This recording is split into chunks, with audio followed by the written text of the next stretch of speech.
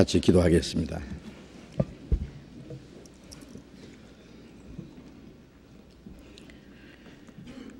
우리를 사랑하시는 거룩하시고 자비로우신 우리 아버지 하나님, 우리의 영혼을 영원한 멸망에서 구원해 주시고 하나님의 자녀로 삼아 주시고 이 세상에 사는 동안에도 우리의 연약함을 도우시고 항상 우리를 진리 가운데로 인도해 주시며 하나님 뜻 가운데 행하게 하시는 주님, 멀잖아 주님 다시 오셔서 우리를 영원한 나라로 영접해 줄 것을 믿고 그날을 사모하고 기다립니다. 주님의 보배로운 피로 구속함을 받은 저희들이 주님 안에서 서로 사랑하며 주님의 몸된 교회 안에서 하나님의 뜻과 영광을 위해서 살 수 있도록 항상 함께 하시는 주님 감사합니다. 우리는 항상 부족하고 어리석어서 주님의 뜻을 분별하지 못하고 우리의 육신의 소욕을 따라 행할 때도 많습니다. 그러나 상한 갈대를 꺾지 아니하시고 꺼져가는 등불을 끄지 아니하시기를 심판하여 이길 때까지 하신다고 말씀하신 대로 우리의 연약함을 저버리지 아니하시고 자비로운 손길로 우리를 붙들으시고 인도해 주시는 주님, 주님의 거룩하신 사랑과 주님의 말씀과 주님의 능력의 손에 우리 모두를 의지합니다. 주님이 우리를 더욱 붙들어 주시고 주님의 진리로 우리를 더욱 거룩하게 온전하게 세우셔서 우리의 남은 생에 하나님의 자녀로 부끄러움이 없이 살아가며 주님이 우리에게 하라고 맡기신 거룩한 역사를 온전히 이룰 수 있게 우리 모두를 주님 몸된 교회의 지체로서의 귀하게 사용해 주시옵소서. 이 시간 우리가 또 주님 앞에 함께 모여서 주님의 은혜와 영광을 찬송하며 말씀을 배울 수 있도록 인도해 주신 주님 감사합니다. 우리 각 사람에게 마땅히 필요한 말씀을 주시고 우리로 하여금 주님의 거룩하신 뜻을 분별할 수 있는 지혜를 주시고 주님의 뜻과 영광을 위해서 살 수 있는 힘과 용기를 더욱 허락해 주시옵소서.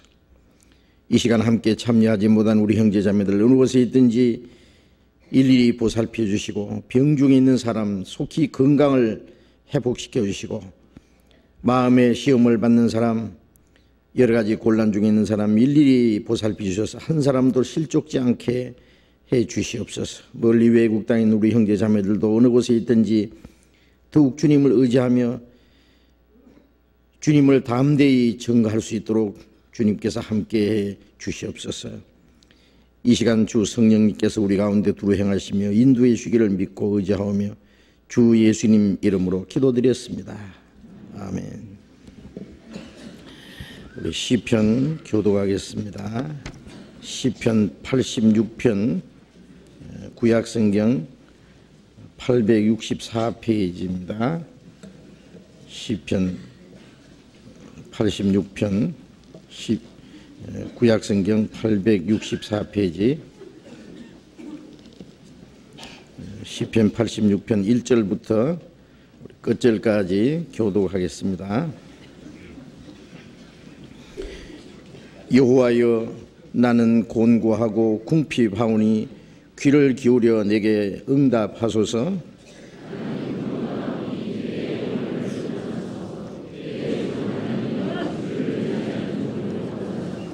주여 나를 긍휼히 여기소서. 내가 종일 주께 부르짖나이다.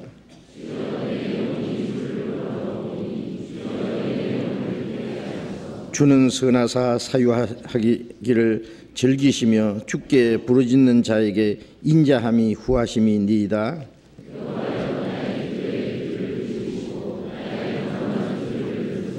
나의 환난 날에 내가 주께 부르짖으리니 주께서 내게 응답하시리이다.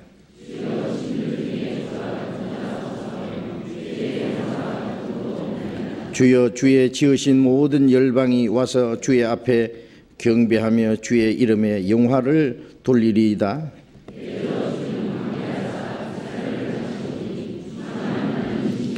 여호와여, 주의 도로 내게 가르치소서. 내가 주의 진리에 행하오리니 일심으로 주의 이름을 경외하게 하소서.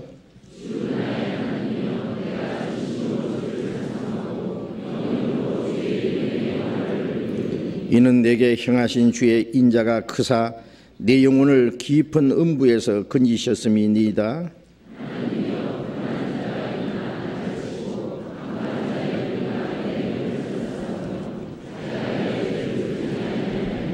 그러나 주여, 주는 긍휼히 여기시며 은혜를 베푸시며 노하기를 더디하시며 인자와 진실이 풍성하신 하나님이시오니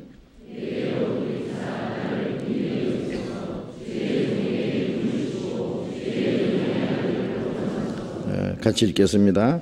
은총의 표징을 내게 보이소서. 그러면 나를 미워하는 저희가 보고 부끄러워하오리니 여호와여, 주는 나를 돕고 위로하심이니이다. 찬양대 찬송해 주시겠습니다.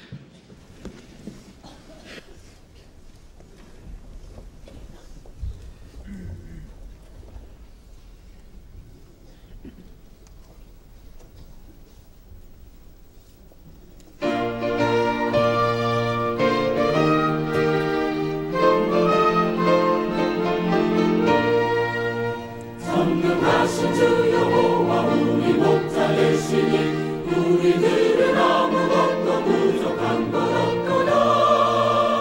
푸른 방초 동산에서 편히 쉬게 하시고 고요한 시냇가으로 항상 같이 나르다. 주가 인도하는 대로 어느 지경까지든지 기쁨으로 찬미하며 주의 뒤를 따라가리라. 선한 목자 우리 구주 예수 그리스도는 나의 연약한 영혼을 다시 살게 하시고 거룩하신 이름 위에 나와 함께 하시사 언제든지 옳은 길로 나를 인도하도다. 주가 인도하는 대로 어느 지경까지든지 기쁨으로 찬미하며 주의 뒤를 따라가리라.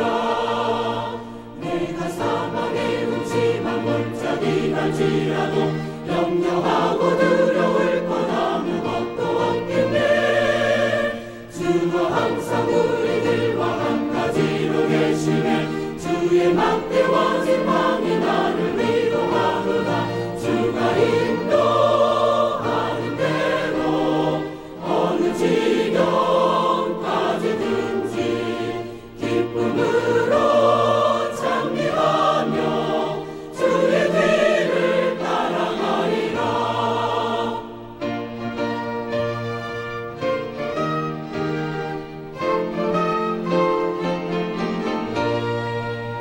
날 위하여 원수 앞에 상과 잔을 베푸신 전능하신 하나님의 능력 찬송하겠네.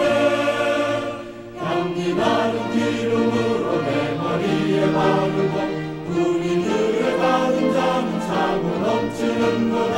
주가 인도하는 대로 어느 지경까지든지 기쁨으로 찬미하며 주의 뒤를 따라가리라. 나 세상에 사는 동안 항상 그치지 않고 은총과 인자하심이 나를 따르겠도다. 우리들은 영원토록 주께 찬송 드리며 거룩하신 주의 전에 세세토록 있겠네. 주가 인도하는 대로 어느 지경까지든지 기쁨으로 찬미하며 주의 뒤를 따라가리라.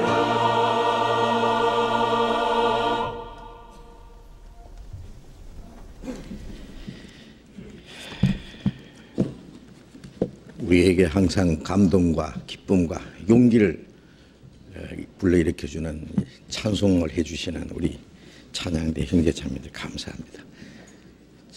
찬양대 찬송 들으시면 뭔가 힘이 불끈불끈 솟아오르는 것 같지 않습니까? 네. 찬송을 몇 장 더 들었으면 좋겠는데. 우리 성경 요한복음 21장 찾겠습니다.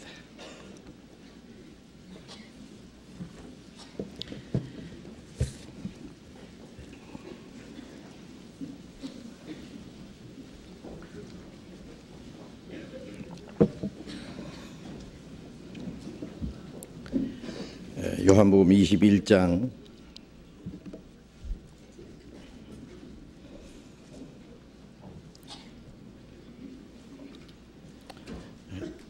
요한복음 21장 1절부터 읽겠습니다.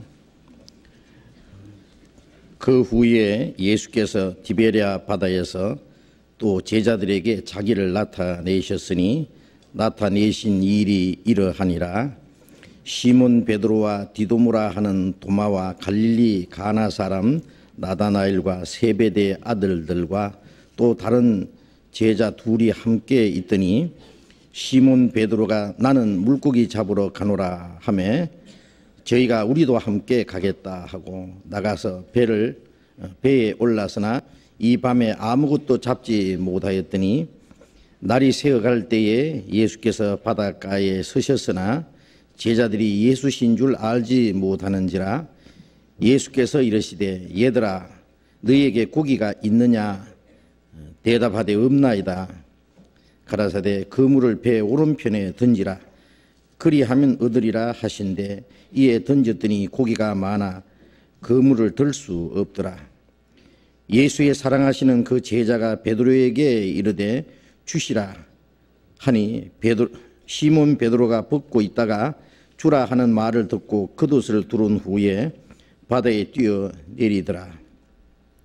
다른 제자들은 육지에서 산 거가 불과 한 50간쯤 되므로 작은 배를 타고 고기 든 그물을 끌고 와서 육지에 올라보니 숯불이 있는데 그 위에 생선이 놓였고 떡도 있더라.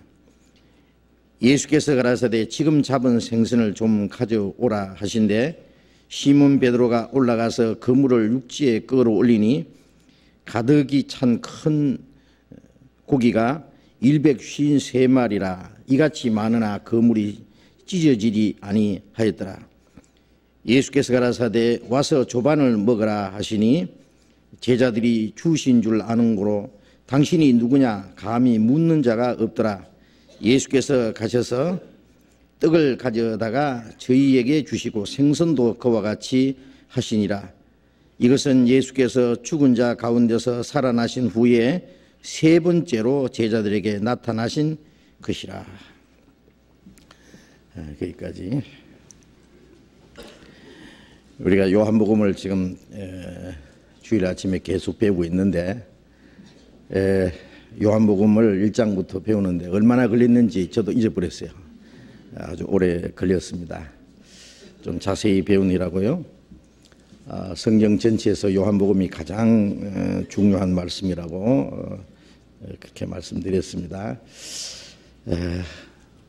성경 모두는 예수님을 증거하는 것이고 그 중에도 요한복음은 예수님을 가장 자세히 그리고 깊이 설명해 주신 말씀입니다.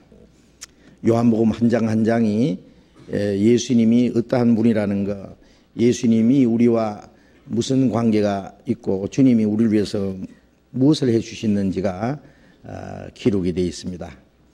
요한복음 1장은 말씀이 육신이 되신 예수님, 2장은 물을 포도주로 만들어 주심으로 변화시키시는 예수님, 3장은 거듭나게 하시는 예수님, 4장은 생수의 근원 되신 예수님, 5장은 만병의 의원 되신 예수님, 38년 된 병자를 고치심으로써 예수님은 어떠한 죄인도 구원해 주시는 만병의 의원 되신 예수님의 모습을 말씀했고, 6장은 생명의 떡 되신 예수님, 7장은 생수의 강 되신 예수님, 또 8장은 죽이기로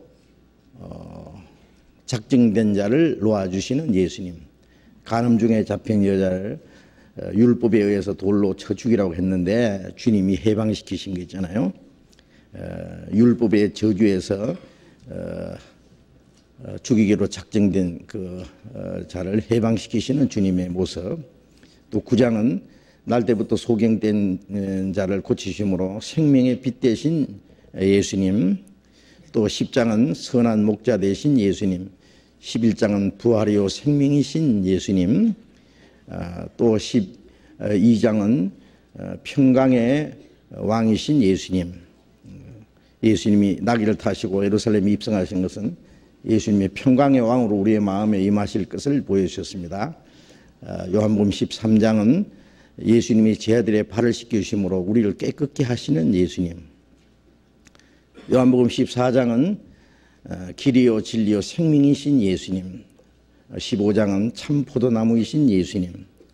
또 16장은 진리 가운데로 인도하시는 예수님. 또 17장은 대제사장으로서 우리를 위해서 기도하시는 예수님. 또 18장은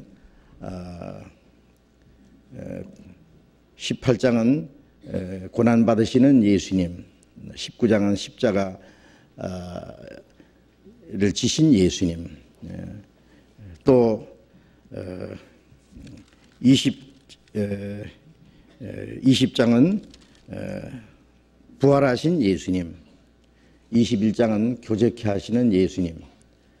이렇게 해서 매 장마다 예수님이 하신 일과 예수님이 우리와 무슨 상관이 있다는 것을 잘 나타내신 그런 말씀입니다. 요한복음을 배우시는 가운데 여러분들은 예수님이 하신 일 그리고 예수님과 자신과 무슨 상관이 있다는 것을 깊이 깨달으셨으라고 생각을 합니다. 이제 우리는 마지막 장 21장을 이제 배우게 되었습니다.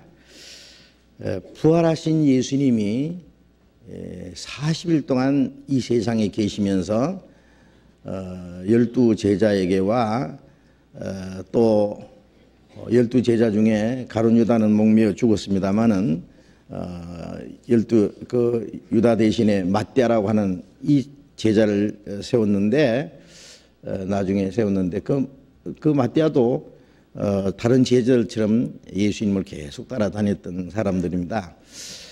예수님께서 사도들에게 자신을 나타내시고 또 어떨 때는 500여 명에게 동시에 부활하신 예수님을 나타내 주셨다고 했습니다. 그래서 부활하신 예수님이 세상에 나타나신 그 기간이 약 40일간이라고 사도행전 1장에 말씀했습니다. 이제 요한복음 21장에는 예수님께서 제자들에게 세 번째로 나타나신 그 모습이라고 성경에 말씀했습니다. 예수님이 디베랴 바다에서 제자들에게 자기를 나타내셨다 그랬습니다. 디베랴 바다는 게네사렛 호수라고도 하고 갈릴리 바다라고도 했는데 말이 바다지 그거는 민물입니다. 호수의 큰 호수입니다. 제가 이스라엘에 갈 때마다 이 갈릴리 호수, 이 디베랴 바다에 갔었습니다. 그 바다에 들어가 보기도 하고 또 그 배를 타고 지나기도 하고 몇 번이나 3번 가봤는데 그리고 그 디베랴 바다에서 예수님이 배를 타시고 그 설교하시잖아요. 저도 디베랴 바다에서 배를 타고 그 안에서 설교했어요. 2번이나. 그는 물론 배 안에 있는 사람들에게 했습니다. 역사상 가장 짧은 설교를 그때 했습니다. 그런데 예수님이 그 디베랴 바닷가에서 제자들에게 나타나신 그 사건을 여기 기록하고 있는데 부활하신 예수님을 본 제자들이 예수님이 항상 그들과 같이 계시지 않아요. 부활하신 예수님은 잠깐 나타났다가 또 사라지시곤 했습니다. 나타날 수도 있고 사라질 수 있는 신령한 몸이기 때문에 그래서 제자들이 예수님이 항상 자기들과 같이 계시지 않기 때문에 이제 그들은 할 일이 없어요. 예수님을 따라 다닐 수도 없고 아무것도 할 일이 없어요.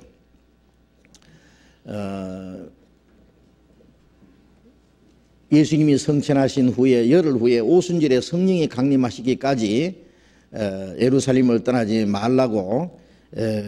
말고 약속하신 그 기다리라고 말씀하신 대로 아직 그 성령이 오실 때까지는 그들은 전도하는 일이나 아무것도 하는 것을 주님이 금하셨어요. 이제 이 제자들은 아주 심심했을 겁니다. 그래서 예수님께서 마태복음 28장 1절 이하에 보면은 처음 무덤을 찾아온 여인들에게 천사도 말하기를 예수님께서 너희보다 먼저 갈릴리로 가시나니 거기서 너희가 주님을 배우리라 하라고 하셨고, 또 마태복음 28장 7절에도 예수님께서 무덤을 찾아온 여인들에게 직접 말씀하시기를 내 형제들에게 가서 갈릴리에서 너희를 만나리라고 하라고 말씀하시기 때문에 예수님께서 그 갈릴리에 오시라고 약속했기 때문에 그것을 기억하고 제자들이 이 갈릴리 쪽으로 갔습니다. 원래 그 사람들은 다 갈릴리 사람들이었어요. 예수님도 그 나사렛, 갈릴리 지방에 나사렛이라는 동네가 있고 예수님이 거기서 자라셨습니다. 탄생은 베들레헴에 살지만은 어릴 때부터 자라시고 30년 동안 사신 곳은 바로 그 갈릴리의 나사렛이라는 곳에 사셨고, 거기서 이제 예수님이 제자들을 부르셨어요. 그래서 처음 제자들을 예수님을 따르는 제자들은 거의 갈릴리 사람들입니다.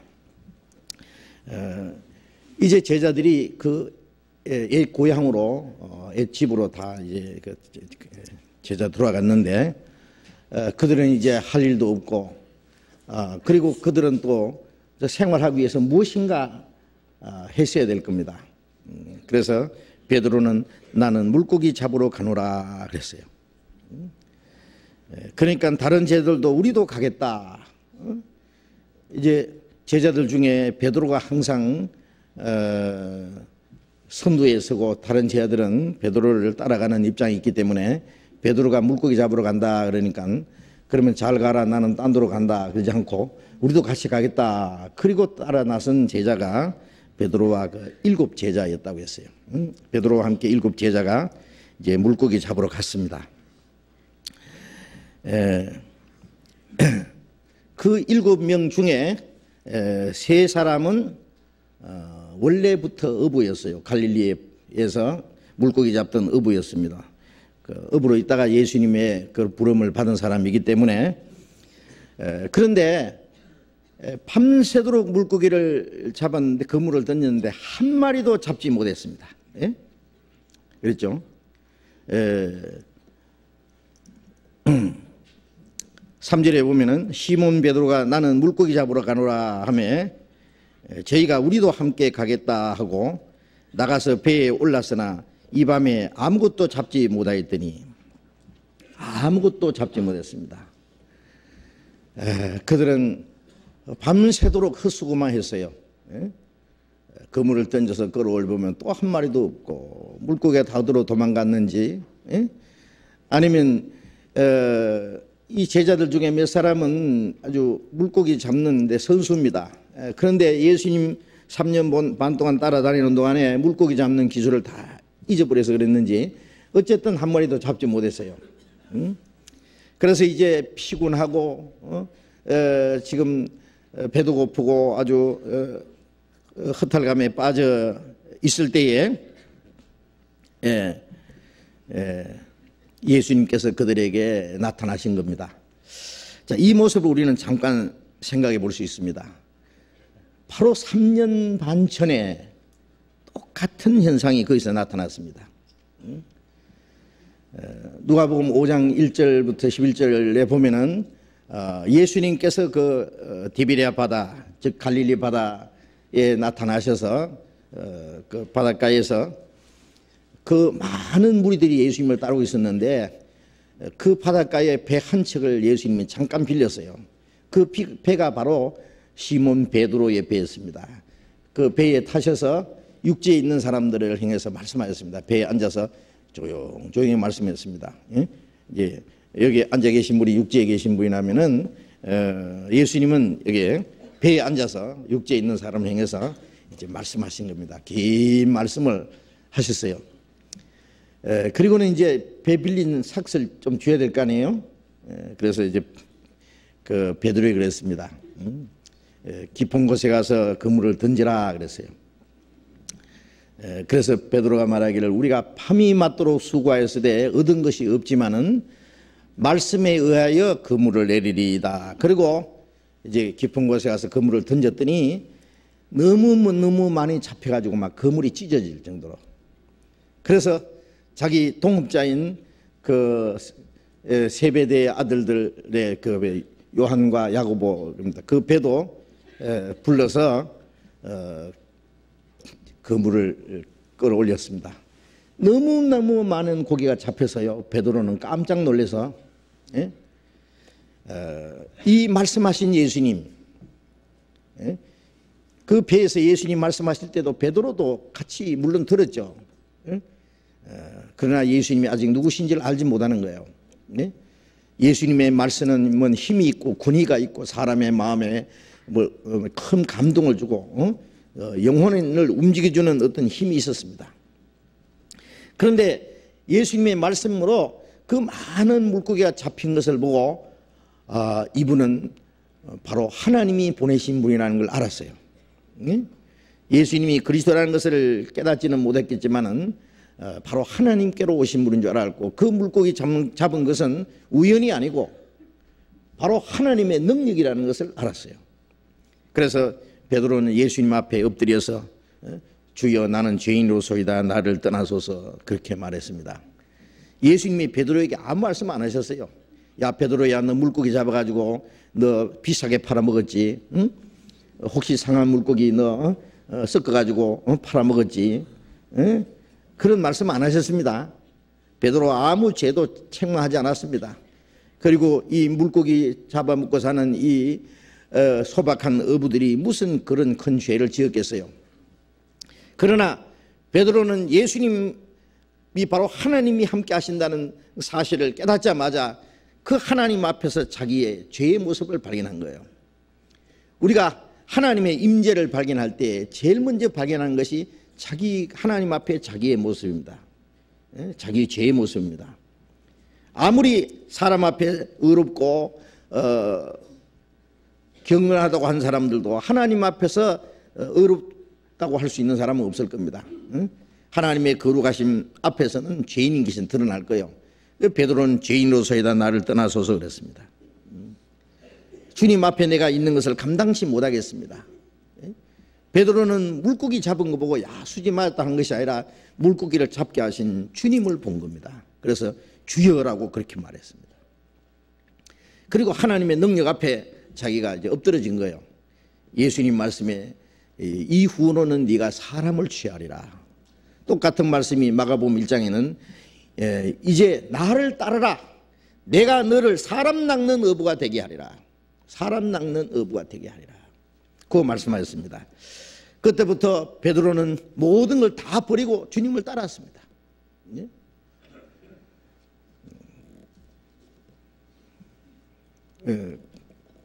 베드로의 그 동생 안드레도 동시에 따랐습니다. 3년 반 동안 예수님을 따랐는데 결과가 어떻게 됐습니까?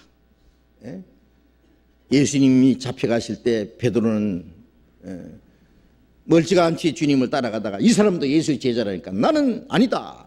나는 예수 모른다. 3번이나 예수님을 부인했던 사람이에요. 아주 저주하면서 맹세하면서 나는 아니라고. 죽는 것이 두려워서.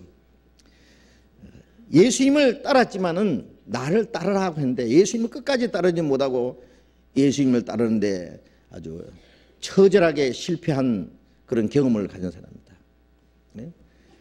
그러나 부활하신 예수님은 제일 먼저 베드로에게 제자들 중에 제일 베드로에게 개인적으로 나타나시고 베드로를 사랑하셨습니다. 사탄이 너를 밀가루부터 하려 했지만은 내가 네 믿음이 떨어지지 않게 내가 기도했다. 베드로는 3번 이 키에 까불린 것처럼 떨어지면 지옥까지 떨어질 텐데 주님이 베드로를 위해서 기도하셨다 그랬어요. 너는 돌이킨 후에 내 형제를 굳게 하라고 말씀했습니다. 예수님은 베드로를 사랑하셨고 불쌍히 여겼습니다. 베드로는 그런 약점도 있지만은 예수님의 말씀이라면 물불을 가리지 않는 사람이에요. 예수님의 말씀을 듣자마자 자기의 부모와 배와 그 많이 잡힌 물고기 돌아보지도 않고 그냥 두말 할 것 없이 예수님을 따랐던 사람입니다. 예수님 말씀이면은 파도 위로도 예수님을 향해서 걸어갈 수 있는 사람. 그렇기 때문에 예수님은 베드로를 더욱 사랑하신 것 같습니다. 누구든지 장점도 있고 또 뭔가 또 약점도 있는 겁니다. 주님은 우리에게 좋은 점을 더 귀히 평가하시고 약점은 주님께서 불쌍히 여기고 사랑하시는 것이 틀림없습니다. 이제 부활하신 예수님을 봤습니다. 제자들과 그리고 베드로도 몇 번이나 예수님이 자기에게 나타나셨기 때문에 그러나 이제 사람 남는 어부가 되게 하라고 말씀하셨는데 베드로는 이제 아직 사람 낚을 수 있는 어부로서의 자격은 갖추지 못했습니다. 이제 3년 전에 내버렸던 그 그물을 다시 잡고 이제 물고기 잡으러 갔어요. 아마 너무 할 일이 없어서 그랬는지 아니면 뭔가 잠시라도 생활비를 벌기 위해서 일을 해야만 됐든지 어쨌든 물고기 잡으러 갔고 다른 제자들도 갔습니다. 근데 역시 한 마리도 잡지 못했습니다. 3년 반 전에 예수님을 만나기 전날 밤도 똑같이 그랬습니다. 밤새도록 한 마리도 잡지 못했을 때 예수님께서 그 베드로에게 말씀하셨고 그 주님의 말씀으로 많은 물고기를 잡은 일이 있거든요. 그런데 이날 밤도 그날과 똑같이 한 마리도 잡지 못했습니다. 이것은 무엇을 가르치느냐? 주님이 베드로에게 나를 따르라고 말씀하셨지만은 베드로 자기의 용기를 가지고 주님 따르는데도 실패했고 사랑 남는 어부가 되려고 말씀하셨지만은 베드로의 어떤 자기의 노력과 자기의 힘으로는 아무것도 할 수 없다는 것을 주님께서 깨닫게 해주신 것 같습니다. 사람 낚는 어부가 되어야 되는데 그것은 오직 주님의 말씀과 주님의 능력으로만 되는 것이지 사람의 힘으로 되는 것은 아니거든요. 베드로가 밤새도록 그물을 던졌지만 한 마리도 잡지 못했다는 걸 뭘 말합니까? 하나님이 함께 하지 않는다면 한 사람의 영혼도 구원할 수가 없는 거예요. 하나님의 역사는 오직 하나님의 말씀과 하나님의 능력으로 되는 것이지 사람의 힘으로 되는 것은 아닙니다. 사람이 제 아무리 성경을 알고 지식이 있고 말주변이 있고 어떤 용기와 기백이 있고 모든 게 다 있다고 할지라도 자기 능력으로 한 사람의 영혼도 구원할 수가 없다는 것을 알아야 됩니다. 철저히 실패하도록 하나님이 두신 겁니다. 왜 한 마리도 못 잡았을까요? 갑자기 물고기가 없어졌겠습니까? 공해로 말미암아 그때 공해 없었어요 지금처럼. 또 뭐 물고기 잡는 기술이 없어서 그런 겁니까? 아닙니다. 아마 하나님께서 일부러 물고기를 주님께서 다 쫓아내버린 것 같습니다. 아주 깨끗하게 한 마리도 없이 쫓아버린 것입니다. 일부러 그렇게 했습니다. 하나님은 우리를 도우실 때도 있지만은 우리 힘으로는 아무것도 할 수 없다는 것을 깨닫게 하기 위해서 철저히 실패하도록 두실 때도 있습니다. 3년 전에도 주님이 그들이 실패하고 아무것도 잡지 못한 그 상태에서 하나님의 능력을 나타내신 것처럼 이번에도 아무것도 잡지 못한 그 상태에 그들이 철저히 실패하고 시리에 빠졌을 때 주님께서 나타나셨습니다. 아마 제자들은 요한복음 15장 5절에 나를 떠나서는 너희가 아무것도 할 수 없다는 주님의 말씀을 기억했을 겁니다.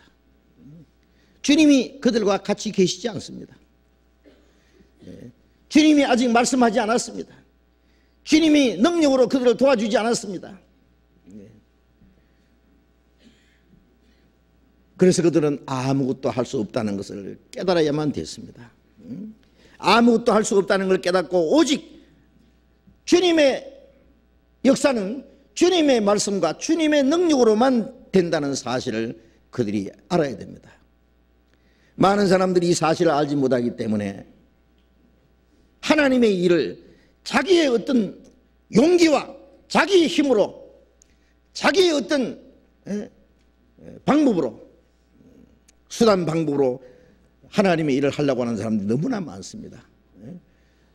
그래서 온갖 기술을 개발하고 사람을 웃기고 울리고 그리고 온갖 아름다운 말을 구사하고 하지만은 바울이 말한 대로 우리가 하나님의 말씀을 전할 때에 사람의 지혜로 말려 하지 않고 하나님의 능력으로 하기를 원했다. 이는 너희 믿음이 사람의 지혜에 있지 않거나 하나님의 능력이 있게 하려 합니다. 하나님이 능력으로 역사하지 않는다면 성경이 하나의 지식으로 인간의 지혜로 그칠 수도 있다는 겁니다. 그것이 그 사람 속에 하나님의 생명과 능력이 되지 않는다면 무슨 소용이겠어요? 한 사람의 영혼도 구원을 받을 수가 없을 겁니다. 주님께서는 사람들이 철저히 실패한 자리에 나타나시는 분입니다.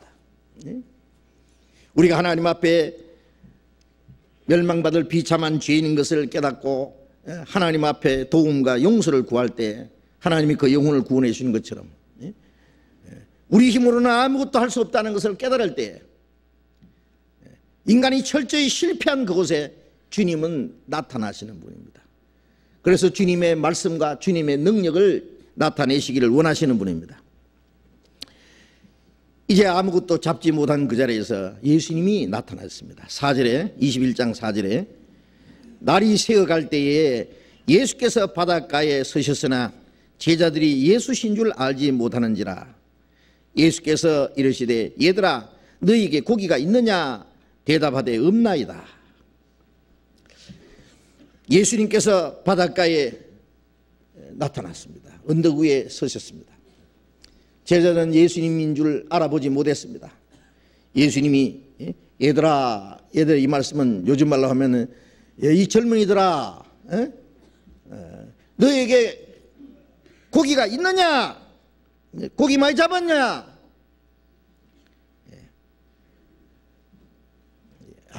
없습니다. 한 마리도 잡지 못했습니다. 아마 제자들은 거기에 바닷가에 서신 그분이 아침 일찍이 반찬거리를 사러 물고기를 사러 나온 사람이라고 생각했을 겁니다. 없습니다. 당신에게 팔 물고기 한 마리도 없습니다. 6절 가라사대 그물을 배 오른편에 던지라 그리하면 얻으리라 하신데 이에 던졌더니 고기가 많아 그물을 털 수 없더라. 그물을 배 오른편에 던지라 그리하면은 얻으리라. 아마 저희들은 그렇게 생각했을 거예요. 자기들 눈에는 보이지 않지만 저 언덕 위에 서신 그 사람은 마침 고기떼가 배 오른편으로 쫙 지나간 것을 보고 친절하게 그물을 배 오른편에 던지라고 아마 말한 줄로 생각했을 겁니다. 이들은 의식적으로 주님이 말씀하신 대로 그물을 배 오른편에 던졌습니다. 고기가 너무 많이 잡혀서 그물을 끌어올릴 들 수 없을 정도로 고기를 많이 잡았습니다.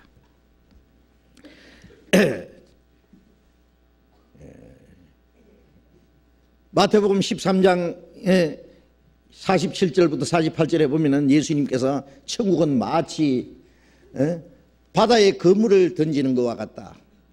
그물에 가득함에 물가로 끌어올리고 좋은 것은 그리서 담고 못된 것은 내버리느니라. 세상 끝에도 그러하리라. 복음을 전해서 사람의 영혼을 구원하는 것을 그물을 던져서 물고기 잡는 것으로 비유하신 거예요. 바다는 이 세상을 가르치고 그 바다에 있는 각종 물고기는 세상에 사는 각종 죄인들을 가르치고 그게 그물을 던지는 건 그물은 하나님의 복음을 가르칩니다. 그물을 던져서 물고기를 잡아 올리는 것처럼 복음을 전해서 그게 많은 죄인들을 구원하시는 걸 말합니다. 그 믿는 사람 중에 또 좋은 물고기는 참으로 거듭난 사람, 나쁜 물고기는 교회는 다니는데 믿기는 믿는데 그 속에 하나님의 생명이 없는 사람, 참으로 순종치 못하는 사람, 구원을 받았지 못했기 때문에 순종치 않는 거예요. 교회는 아무리 다녀도 마음도 안 변하고 생활도 도무지 변하지 않는 사람, 그 이유가 뭐겠어요? 그 속에 하나님의 생명과 진리가 없기 때문에 그런 거예요. 그건 먹을 수 없는 물고기는 나쁜 물고기입니다. 내버리느니라. 어쨌든 이 죄인을 구원하는 것을 바다에서 물고기를 잡는 것으로 비유하셨습니다. 그물을 배 오른편에 던지라. 오른편, 성경의 오른편은 항상 의의 편입니다. 이사야 41장 10절에 보면 두려워 말라, 내가 너를 도우리라. 참으로 내 의로운 오른손으로 너를 붙들리라. 이 오른손, 이거는 하나님의 능력을 말합니다. 의로운 오른손, 의로운 편을 말합니다. 그래서 그물을 배 오른편에 던진다는 것은 하나님의 말씀에 의해서, 하나님의 능력에 의해서 복음이 전해지고 올바로 주님의 복음이 전해질 때 주님이 함께 역사서 많은 영혼들이 구원받게 하시는 것을 보여주신 거라고 생각합니다. 주님의 말씀대로 성령이 임하시면 너희가 권능을 받고 땅끝까지 내 증인이 되리라. 주님의 복음이 증거되고 사람의 영혼이 구원받는 역사는 하나님의 말씀과 하나님의 능력으로 되는 겁니다. 말씀이 증거되고 그 가운데 하나님의 성령이 함께 역사하실 때 사람의 영혼이 구원을 받는 겁니다. 아무리 사람이 전도를 하고 인간 수단 방법을 동원할지라도 하나님의 말씀과 하나님의 능력이 함께 역사하지 않는다면 아무런 역사도 일어나지 않을 겁니다.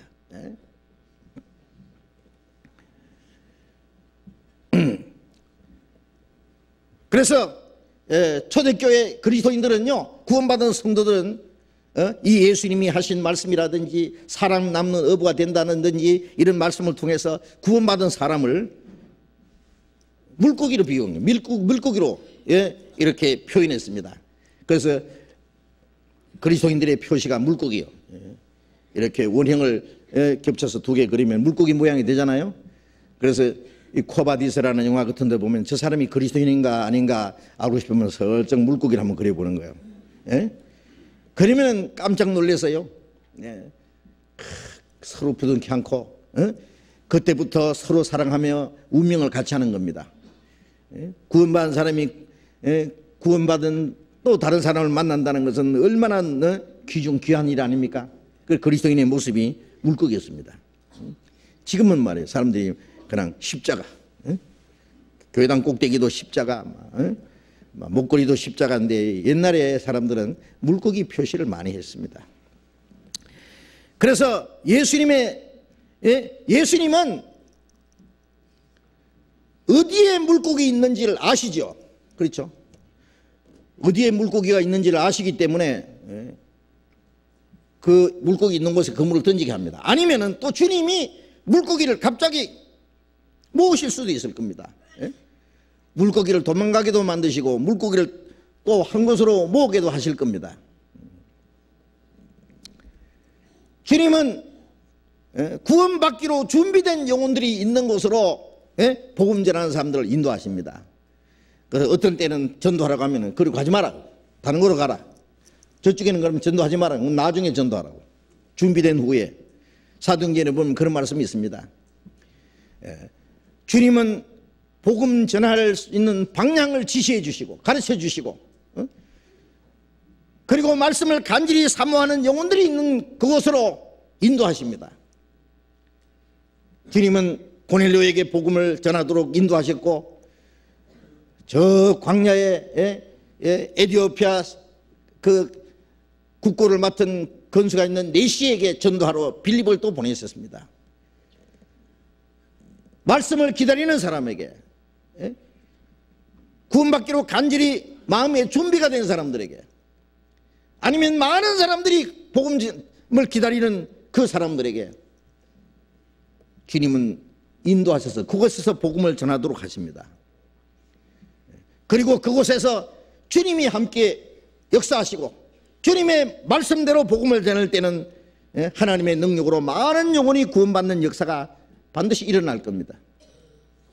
그것을 여기에 미리 보여주신 것이라고 생각합니다. 우리가 복음 전할 때 보면은 그 구원받기를 간절히 사모하는 사람을 만나게 해주십니다. 아니면 어떤 지역에 말씀을 들을 수 있는 사람들이 구원받을 수 있도록 준비된 사람들에게 우리를 보내주십니다. 거기 가서 복음 전하면 많은 영혼이 구원받는 거예요. 러시아도 그렇고 중국도 그렇고 새로 복음 전하는 저는 많은 곳에, 이번에 인도에도 복음을 전할 때 거기는 준비된 사람들이 정말 있다는 걸 느꼈습니다. 우연히 간 것이 아니라 주님께서 거리로 인도하셨습니다. 그 그물을 던질 때 많은 영혼이 구원받도록 하나님께서 미리 계획해 두신 겁니다. 기르기스스탄에도요, 우연히 복음이 전해져가지고요, 계속 구원받는 역사가 일어나고, 아마 많은 영혼이 구원받는 역사가 일어날 겁니다. 하나님은 복음 전하는 사람들에게 때때로 전도할 방향을 지시해 주시고, 말씀을 기다리는 사람들에게 가서 복음을 전하도록 하시고, 그리고 주님이 말씀과 능력으로 함께 하셔서 많은 영혼이 구원받는 역사가 일어나게 해주시는 겁니다. 7절 보겠습니다. 21장 7절. 예수의 사랑하시는 그 제자가 베드로에게 이르되 주시라 하니 시몬 베드로가 벗고 있다가 주라 하는 말을 듣고 겉옷을 두른 후에 바다로 뛰어내리더라. 예수님의 사랑하시는 그 제자는 이 요한복음을 기록한 사도 요한입니다. 이 많은 물고기가 잡힌 것을 보고 3년 전에 있었던 똑같은 사건이 일어났기 때문에, 바로 그물을 배 오른편에 던지라고 하신 그분이 주님이라는 것을 알아, 부활하신 주님이라는 걸 즉시 알아봤습니다. 이것은 주님이 행하신 기적이라는 것을 깨달은 거예요. 그래서 베드로에게 저분이 주님이시다. 베드로는 그 말을 듣자마자 벗고 있다가, 작업할 때는 막 옷을 벗고 있잖아요. 벗고 막 일을 합니다. 벗고 있다가 겉옷을 두른 후에 물속에 뛰어들려면은 입었던 것도 벗어야 되는데 벗고 바다로 뛰어들었습니다. 아마 물고기 잡은 그 자리하고 예수님이 계신 곳하고는 꽤 멉니다. 여기에 상거가 불과 한 50간주 내나 했으니까요, 이걸 계산하면 한 90m 정도 된답니다. 여기는 헤엄쳐서 간 겁니다. 그 돛을 두른 후에 헤엄쳐갔습니다. 이 장면을 우리가 생각해 보면은 이 사도 요한은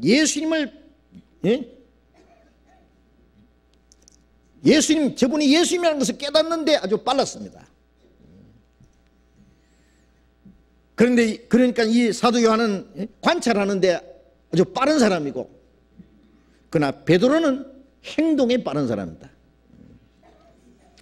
그래서 예수님을 먼저 알아본 사람은 사도 요한이고, 예수님을 향해서 먼저 달려갈 수 있는 사람은 베드로였습니다. 그 말을 듣자마자 베드로는 겉옷을 두른 후에 물로 바다로 뛰어들어서 헤엄쳐서 예수님께로 갔습니다. 이것은 예수님을 경외하는 마음, 예수님을 사랑하는 마음, 그 예수님이 한 적극적인 마음을 이게 표현한 것이라고 생각합니다. 베드로는 예수님을 향해서 항상 그는 적극적이었습니다. 그는 모든 사람보다 앞섰습니다. 그래서 이 사도 요한은 세심하고 관찰에 빠른 사람이고, 베드로는 행동에 빠른 사람이고, 이 두 사람이 잘 조화돼 가지고 초대교회 복음이 힘있게 전해졌다고 생각합니다.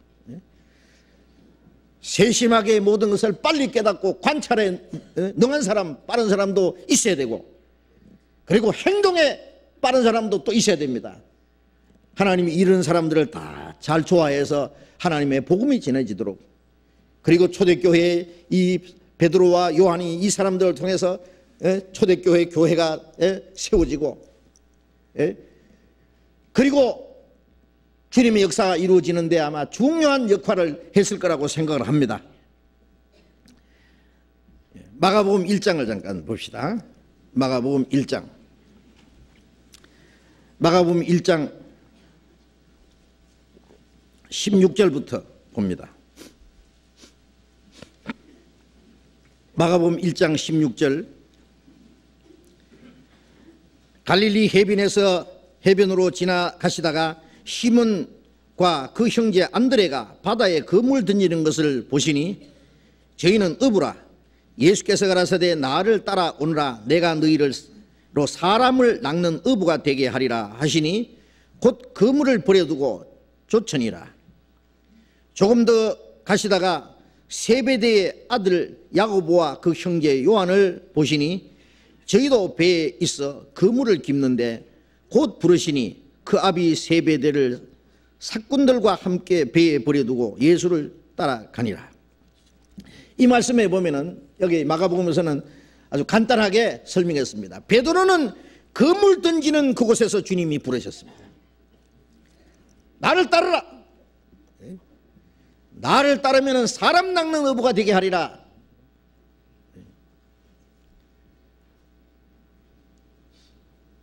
그리고 좀 더 가시다가 세베대의 아들 야고보와 요한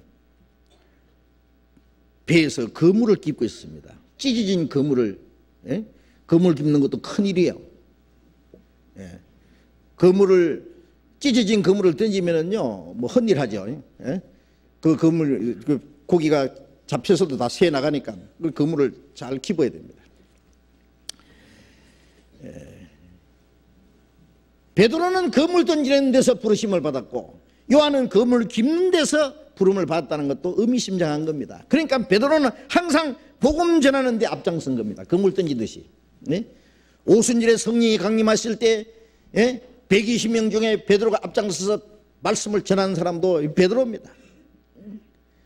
베드로는 항상 복음 전하는 데 앞장선 사람입니다. 사도 요한은 구원받은 사람들을 잘 돌보고 그 한 사람도 이루어지지 않도록 교제하도록 붙들어주고 이 교제를 세우는 일에 잘한 사람이 사도 요한입니다. 그게 그물 깁는 겁니다. 새 나가지 않도록, 일단 잡힌 고기가 새 나가지 않도록 그물을 튼튼히, 이 교제를 튼튼하게 하는 거예요. 구원받은 사람들을 실족하지 않도록 잘 붙들어주는 일, 똑같이 중요한 일이죠. 복음 전하는 일도 중요하고, 구원받은 사람들을 교제 안에서 잘 붙어 있도록 돌보는 일, 물론 중요한 일입니다. 그 앞장서서 복음 전하라고 큰 소리 치면서 복음 전하는 사람도 있고, 또 구원받은 사람들을 잘 붙들어서 교제 안에 붙어 있도록, 신앙생활을 할 수 있도록 붙들어주는. 그 베드로는 로마에까지 가서 복음 전하다가 그는 막 십자가에 거꾸로 못 박혀 죽었다 그러잖아요. 사도 요한은 제일 나중까지 살면서 형제들아 서로 사랑하라. 요한일서에 보면은요, 그 끝까지 사랑하라고. 사랑하는 자는 하나님께 속했다. 우리가 서로 사랑하면 하나님 우리 가운데 계신다. 그게 뭐예요?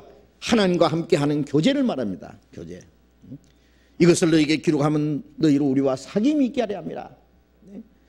이 교제에 대해서 잘 설명한 사람은 사도 요한입니다. 그래서 이 두 사람을 하나님이 적절히 사용하셨다고 생각합니다. 지금도 이 복음 전하는 사람들 중에요, 또 특징이 있어요.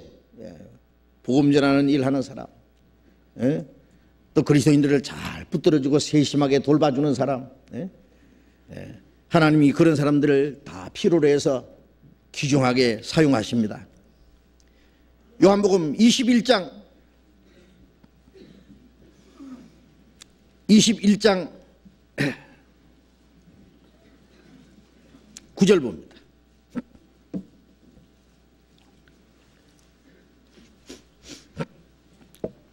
육지에 올라보니 숯불이 있는데 그 위에 생선이 놓였고 떡도 있더라.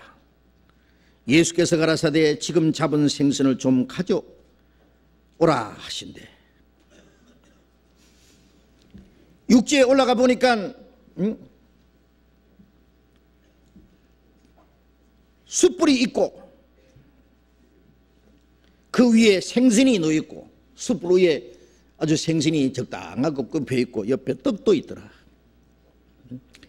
이것은 예수님이 준비하신 조찬입니다. 아침 밥상이다 그 말이에요.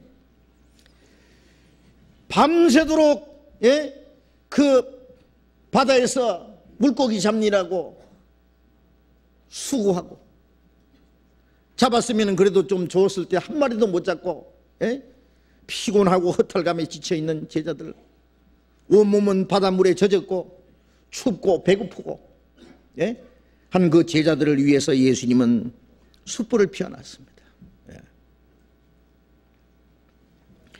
그리고 생선도 준비했습니다. 떡도 준비했습니다. 주님이 준비하신 이 조찬입니다.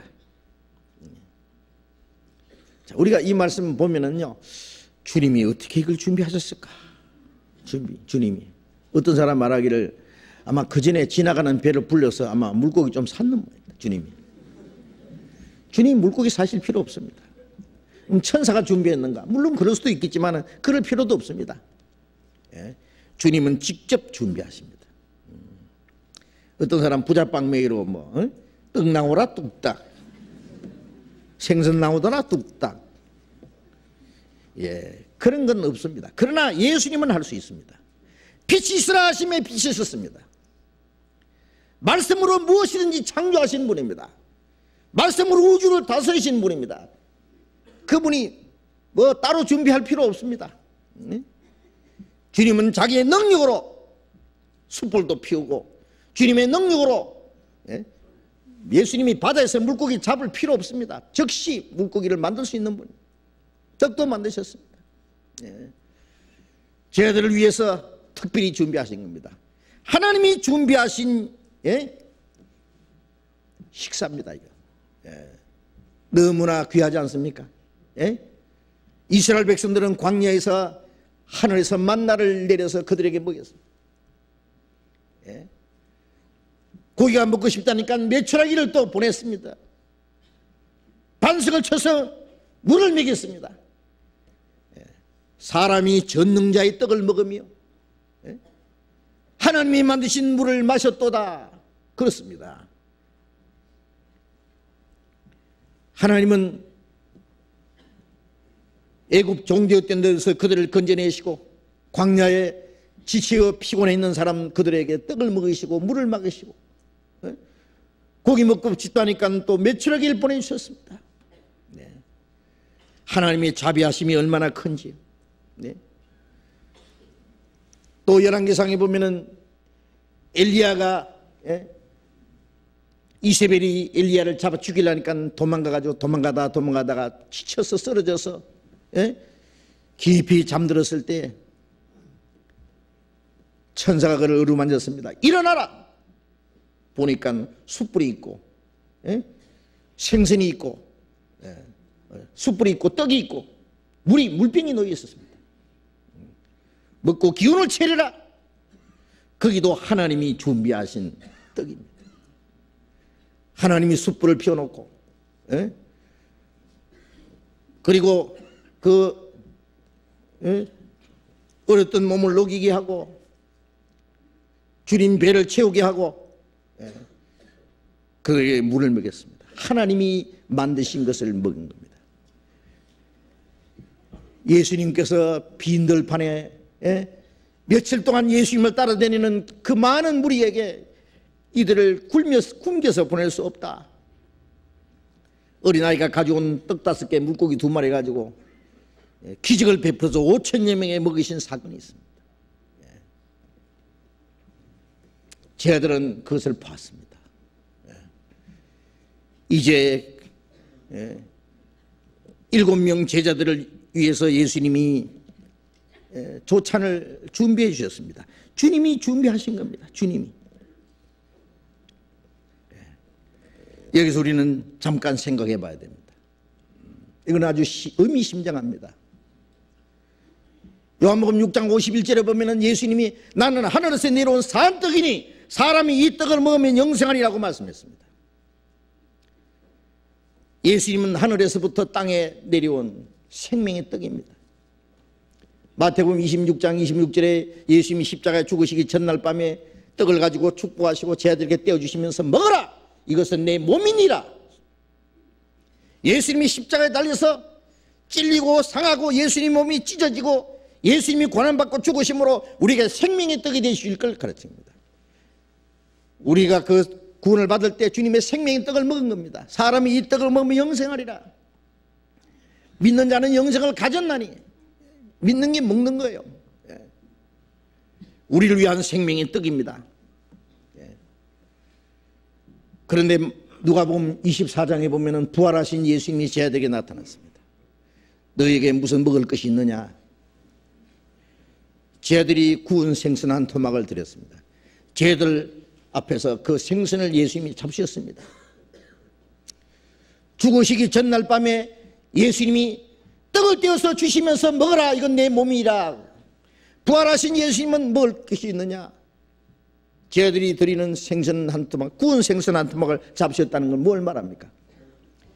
십자가에 죽으시고 고난받으신 주님은 우리에게 생명의 떡이 되어서 우리를 구원해 주셨고, 구원받은 우리는 한 토막 생선처럼, 구원받은 사람은 생선입니다.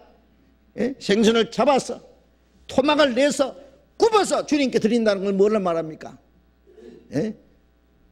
세상 죄 가운데 살던 우리를 거기에 건져내서 이제 우리 자신을 주님께 드리는 겁니다.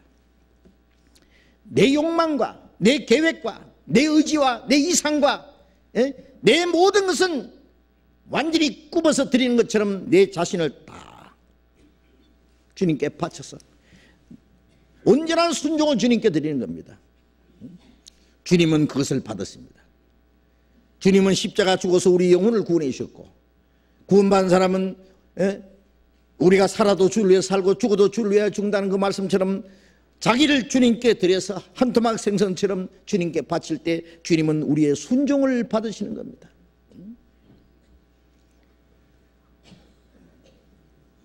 하나님은 아브라함을 부르셨고 그를 믿음의 조상으로 세우셨고 그에게 축복해 주셨습니다. 하나님 아브라함에게 네 독자 이삭을 내게 바치라고 말씀했습니다. 우리를 구원해 주시고 우리에게 사랑을 베푸신 주님은 우리에게 또 뭘 달라고 하십니다. 우리 자신을 주님께 바치기를 원합니다. 주님은 자기 생명을 우리에게 주신 것처럼 우리에게도 우리의 모든 것을 주님은 달라고 말씀하십니다. 어찌를 합니까? 주님은 십자가 죽어서 우리에게 생명의 떡이 되어서 우리를 구원해 주셨는데 구원받은 우리는 한 토막 생선처럼 주님께 드려야 되지 않겠냐 그 말이에요. 온전한 순종을 주님께 바칠 때 거기서 주님과 우리와의 진정한 교제가 이루어지는 겁니다. 교제.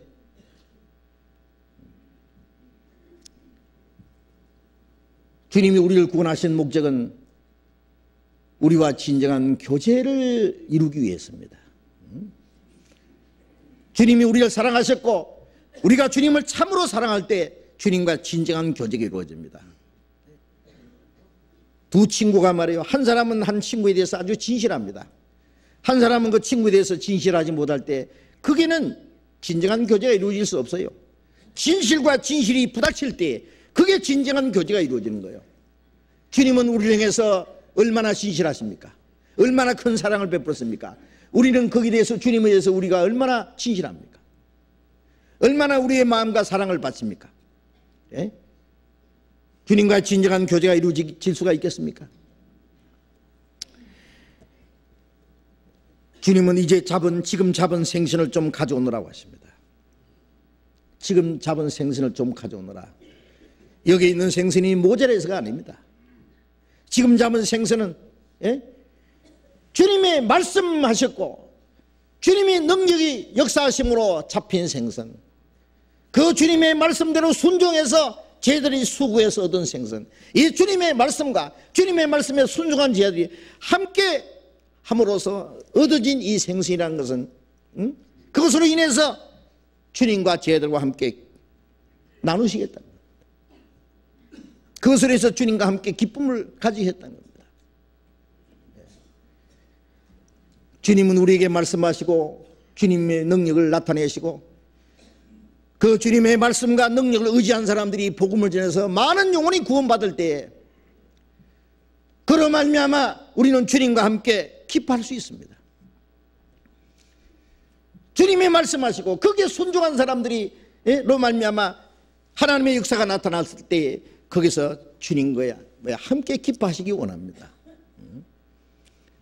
너희가 열매를 많이 맺으면 내 아버지께서 영광을 받으실 것이요, 너희가 내 제자가 되리라고 말씀하신 대로 많은 영혼이 구원받을 때 하나님께 영광이 되고 하나님께 영광이 될 때 우리에게 기쁨과 행복이 됩니다. 그 기쁨과 행복을 주님이 같이 나누시기를 원하는 겁니다. 우리가 주님 앞에 갈 때에 주님은 우리를 위해서 잔치를 베푸실 겁니다. 그렇지 않습니까? 예? 우리가 주님을 섬기고 주님을 위해서 충성을 다할 때 그 모든 일이 끝날 때 주님이 우리를 대신 앉혀놓고 주님이 띠띠고 주님이 우리에게 시종들이라고 말씀했습니다. 우리가 주님 앞에 갈 때 주님은 우리를 위해서 잔치를 베푸실 겁니다.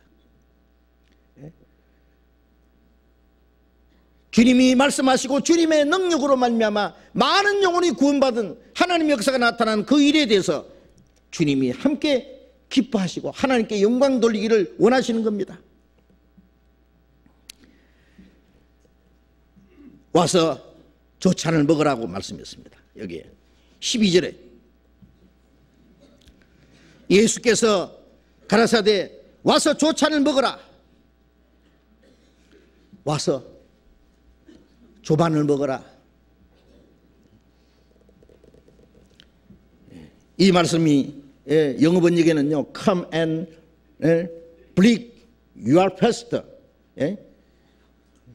제가 이 브렉퍼스트라고 하는 아침 식사를요, 그 얘기 들었어요. 브릭이라는 말은 깨트리는 말이고 패스트라는 말은 이 금식하는 거, 밤새도록 굶었으니까 이 금식한 거 깨라, 그런 뜻이랍니다. 너 밤새도록 굶었으니까 이제 배 좀 채우라 그래요.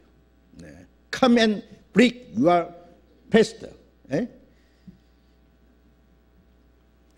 제자들이 밤새도록 수고하고 아무것도 먹지 못하고 온몸은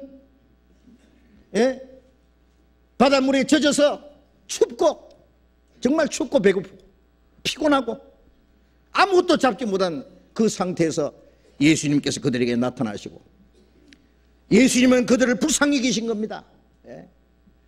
이제 와서 먹어라, 그리고 쉬어라, 수고 많이 했다. 여기서 우리는 이 아름다운 모습을 또 볼 수 있습니다. 주님이 준비하신 조찬, 주님은 제자들에게 부활하신 예수님이 나타나서 너에게 평강이 있을지어다 말씀했습니다. 그들 마음속에 평강을 주시고 구원의 확신을 주셨습니다. 그리고 또 제자들에게 그물을 배 오른편에 던지라고 함으로써 이제 주님의 말씀으로 주님의 능력을 함께 있어서 많은 영혼이 구원받을 것을 미리 보여주었습니다. 그리고 세 번째는 그 피곤에 지쳐있고 또 주님의 말씀으로 말미암아 많은 물고기를 잡은 그 제자들, 주님의 일에 함께 참여한 제자들 주님이 불러서 아주 다정하게 와서 조반을 먹어라. 얼마나 사랑스러운 주님의 모습입니까? 우주 만물을 창조하신 거룩하신 주님이 인간의 몸으로 인간 역사에 오셨다는 것도 너무 중요하고 그가 죄인을 위해서 십자가 죽어 있다는 사실도 너무 중요하고 예수님을 부인했던 베드로를 부르시고 의심 많은 도마에게 만져보라고 친절을 베풀어 주시고 뿔뿔이 흩어진 죄들을 다시 모아서 하나님의 큰 역사를 이루게 하시고 그 죄들을 불러서 주님이 준비하신 조찬을 함께 나누시기를 원하시는 주님의 모습 말입니다.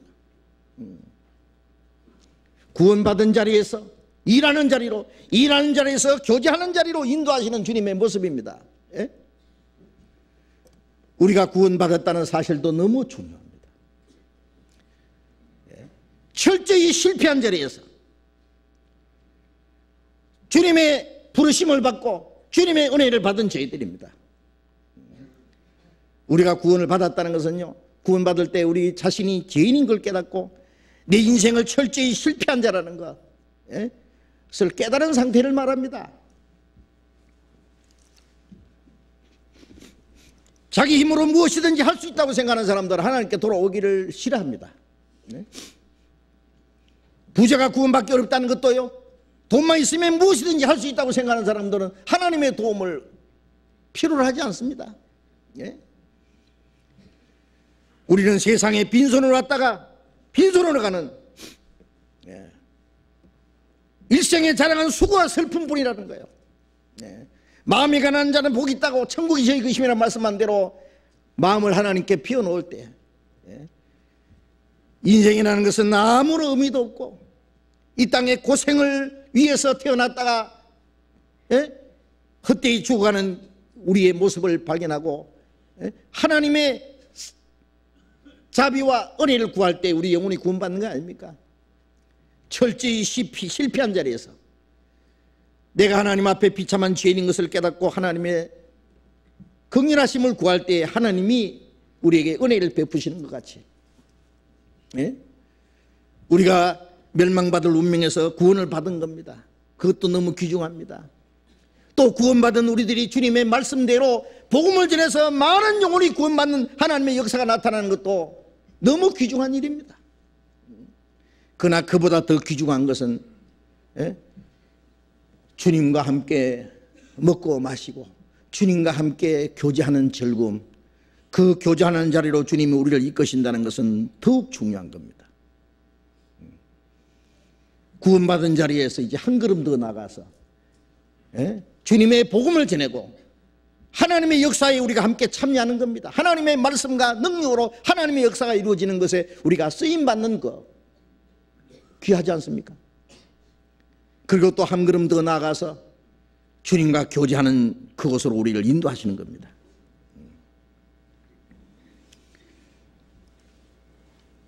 주님은 조반을 먹어라, 와서 먹어라, 이제 좀 쉬어라.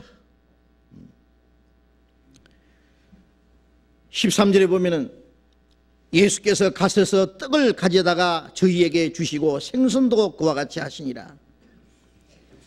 숯불에 쭉 7 제자가 둘러 앉았습니다. 예수님이 이제 서브 하시는 거예요. 예수님이 시종 드시는 겁니다. 제자들 쭉 앉혀놓고 예수님이 떡을 가지고 일일이 나눠주시면서 떡을 주셨습니다. 그리고 또 생선도 주셨습니다. 주님의 생명은 우리가 먹고 우리 자신은 주님께 드리고 그걸 준비하신 분도 주님이시고 그 모든 것을 골고루 그들에게 나눠주시고 먹게 하도록 주님이 봉사하시는 분도 주님이십니다. 주님이 섬기시는 모습입니다. 그 거룩한 분이 제자들의 발도 씻겨 주셨습니다. 종이 하는 일입니다. 주인을 앉혀놓고 종이 먹을 것을 가지고 주인에게 이렇게 서브하는 거 있잖아요. 그 뭐예요, 그 시종되는 거, 그 종이 하는 겁니다. 예수님이 그들을 친히 섬기시는 모습을 한번 보세요. 너무나 귀하지 않습니까? 우리는 구원받은 즐거움, 거기서만 주저앉아 있을 것이 아니라 주님의 말씀대로 복음을 전해서 하나님의 역사가 이루어지는 거기에 우리 참여해야 됩니다. 그리고 하나님이 우리와 같이 계시지 않는다면, 하나님이 말씀과 하나님의 능력이 없다면 우리의 노력이나 우리의 모든 것은 아무것도 할 수 없다는, 주님이 같이 계시지 않는 인간의 노력이라는 건 너무나 무익하다는 것도 우리가 철저히 알아야 됩니다. 그걸 알 때 비로소 하나님의 말씀과 능력에 의지합니다. 주님의 말씀에 의해서 그물을 내리리이다. 주님의 말씀대로 복음을 전하는 거기에 우리가 참여해야 됩니다. 구원받은 즐거움에서 주님의 복음을 전하는 즐거움, 하나님의 역사에 같이 참여하는 즐거움, 그 즐거움으로 나아가야 됩니다. 그 즐거움을 느낄 수 있는 사람이 주님과 교제하는 즐거움을 맛볼 수 있어요. 그 사람에게 주님이 우리를 위해서 잔치를 베푸고 주님이 우리를 섬기시는 일, 그리고 주님과 교제하는 자리를 갖기 원하십니다. 그것은 계속 반복되어야 된다고 생각합니다. 우리는 구원받은 즐거움을 항상 잊지 말아야 됩니다. 주님을 위해서 열심히 일하고 봉사하는, 주님의 역사에 함께 참여하는 그 즐거움도 우리가 항상 잊지 말아야 됩니다. 그리고 일만 하는 것이 아니라 우리는 주님과 함께 먹고 마시고 주님과 함께 교제하는 즐거움도 항상 가져야 됩니다. 그것이 우리의 마음에 새로운 기쁨과 새로운 용기와 새로운 힘을 주는 우리의 재충전하는 겁니다. 일만 하고 교제하지 않으면 얼마 안 가서 피곤해서 쓰러집니다. 우리가 밖에서 하루 종일 일하지만은 저녁이 되면 집에 가서 사랑하는 가족들과 함께 즐거운 교제를 나누잖아요. 그렇기 때문에 거기서 피곤을 잊고 위로를 받고 더 큰 힘을 얻어서 다음날 또 일할 수 있습니다. 우리가 주님을 위해서 열심히 봉사합니다. 또 전도합니다. 교회 안에서 할 일이 너무 많습니다. 그러나 그 일만 계속하면 지쳐서 쓰러집니다. 우리는 또 한편 주님과 교제하는 시간을 가져야 됩니다. 조용히 주님과 함께 대화하는 시간도 가지고 주님과 교제하는 시간도 가지고 주님이 주시는 더 큰, 더 풍성하신 은혜와 기쁨을 우리가 누릴 수 있어야 됩니다. 그는 교제 안에서 얻는 기쁨과 새로운 은혜입니다. 구원받은 사람이 주님과 함께 교제하는 그것은 큰 즐거움입니다. 큰 즐거움. 그것을 우리에게 주시기 원하신다고 말해요.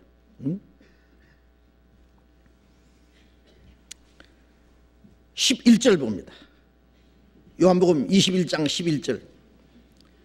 시몬 베드로가 올라가서 그물을 육지에 끌어올리니 가득히 찬 물고기가 153마리라 이같이 많으나 그물이 찌질이 아니하였더라.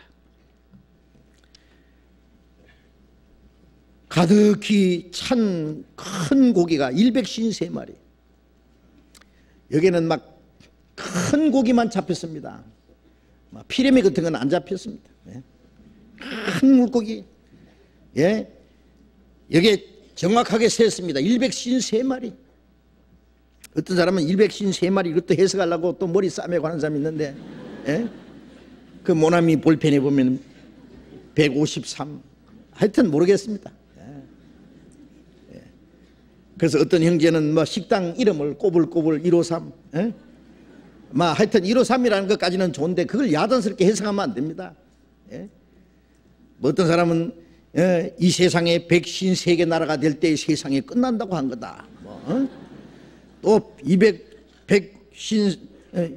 153을 갖다가 이걸 막 영적으로 해석하는데 그런 해석할 필요 없습니다. 그냥 153마리입니다. 그냥.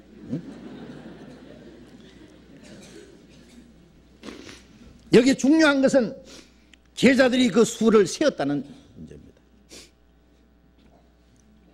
너무나 얼마나 큰지 모르지만은요, 153마리가 잡혔을 때 그물이 가득했습니다. 찢어져야 되는데 찢어지지 않았다. 우리가 복음을 전했을 때 얼마나 많은 사람이 구원을 받았는지 때때로는 셉니다. 그렇죠? 그런데 너무 많으면 그것도 세지도 못해요. 막 153마리 정도는 셀 수 있습니다. 그러나 1300명이라든지 13,000명이라든지 그때는 세다가 그만둡니다. 이제 우리가 복음을 전해서 몇 명의 사람이 구원을 받았는지 센다고 해서 잘못된 건 아닙니다. 얼마의 사람이 구원받았을까? 우리는 그게 관심이 있습니다. 주님께서도 관심이 있으실 겁니다. 그렇죠. 복음이 전해서 하나님의 역사가 나타날 때 그로 말미암아 얼마의 사람이 구원받는지 우리는 정확하게 모릅니다. 그러나 많은 영혼이 구원받았다는 우리가 알 때에 우리 주님과 함께 기쁨을 누릴 수 있습니다. 그리고 그물이 찢지 않았다는 것은요, 물고기에 잡혔어도 그물이 찢어지면 도로 빠져나갑니다. 그렇죠? 바다로 돌아갈 거예요. 많은 물고기가 잡히게 하신 분도 주님이시고 그 그물이 찢어지지 않게 보호하시는 분도 주님이십니다. 이것은 복음이 전해졌을 때 많은 영혼이 구원받게 하시는 분도 주님이시고, 그리고 구원받은 사람이 이루어지지 않도록 지키시는 분도 주님이시라는 거예요. 많은 영혼이 구원받게 하실 때 내게 나오는 자를 하나도 잃어버리지 않고 마지막 날에 다 살리는 것이라고 했습니다. 내게 주신 자 중에 하나도 잃어버리지 않고. 그래서 12제자 중에 가룟 유다만 사단에게 속했기 때문에 잃어버리고, 나머지 11제자는 그들에게 부족함이 있을지라도 하나도 이루어지지 않도록 마지막 의심 많은 도마 한 사람까지 주님이 붙들어 주셨습니다. 하나도 이루어지지 않도록. 하나님은 구원받은 사람은 하나도 이루어지지 않게 하십니다.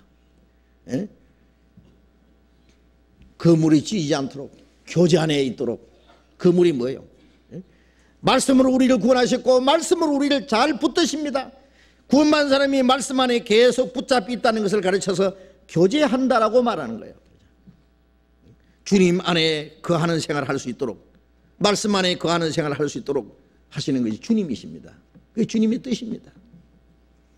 여기 우리는 이 디베레 바닷가에 있었던 이 장면을요, 우리는 그림으로 한번 그려본다면요, 한번 상상해 봅시다. 밤새도록 물고기 잡으러 갔다가 한 마리도 잡지 못해서 빈손으로 이제 새벽녘에 돌아오고 있는 제 아들, 지쳐서 피곤해서 허탈에 빠져 있는 제 아들의 모습을 하나 우리는 떠올릴 수 있습니다. 또 한 장면은 그들이 실패한 그 자리에 주님이 친절하게 찾아오신 주님의 모습입니다. 얘들아 물고기 있느냐 하고 그들의 실패를 아시면서 그들을 위로하시기 위해서, 그들을 도와주시기 위해서, 더 큰 기쁨을 주시기 위해서 찾아오신 주님의 모습을 우리는 또 생각할 수 있습니다. 그리고 또 하나의 장면은 이제 그물을 배 오른편에 던지라고 말씀하심으로써 말씀대로 그물을 던져서 많은 물고기가 잡힌 그 장면을 또 우리는 생각할 수 있습니다. 그 또 한 장면은 이제 그 일을 다 마치고 언덕 위에 올라가서 숯불에 쭉 둘러앉아서 젖은 그 옷을 말리면서 추위를 달래면서 숯불에 앉아서 불을 쬐면서 주님이 준비하신 생선과 떡을 먹고 주님과 함께하는 교제하는 모습을 우리는 생각할 수 있습니다. 그 네 장면은 물론 의미심장합니다. 첫째 장면은 인간의 노력으로 하나님의 말씀이 없이, 하나님의 능력이 없이, 주님이 함께하지 않으면 인간의 노력은 무익하다는 것, 우리의 노력으로는 아무것도 할 수 없다는 것을 우리에게 가르치시는 겁니다. 인간의 노력은 아무리 해도 하나님의 역사를 이룰 수는 없습니다. 철저히 실패하는 그 모습을 또 볼 수 있습니다. 그리고 자기의 무리감을 깨닫고 철저히 실패한 그 자리에 주님이 도우시기 위해서 주님이 찾아오시는 모습, 그렇습니다. 우리가 끝까지 실패하고 쓰러지고 넘어지고 죽을 때까지 주님이 우리를 그대로 두시지 않습니다. 우리가 실패한 그곳에 자기의 수단 방법으로, 자기 노력으로 아무것도 할 수 없다는 것을 깨닫고 하나님의 도움을 간절히 구할 때 주님은 반드시 나타나시는 분이에요. 우리를 도우시기 위해서 찾아오시는 주님의 모습을 우리는 볼 수 있습니다. 그리고 주님의 말씀대로 그물을 던져서 많은 물고기가 잡힌 것은 주님의 말씀과 능력으로 주님의 복음이 전해질 때 많은 영혼이 구원받는 역사가 나타나는 것을 보여주신 겁니다. 그 장면을. 그리고 이제 주님의 말씀대로 모든 일을 마친 사람들이 주님과 함께 먹으면서 교제하는 그 모습입니다. 참으로 아름다운 장면이 아닙니까? 모든 것은 주님이 준비하신 겁니다. 주님은 우리를 구원해 주셨습니다. 구원해 주신 건 오로지 주님의 십자가의 공로로만, 주님이 이루신 공로로만 우리가 구원을 받았습니다.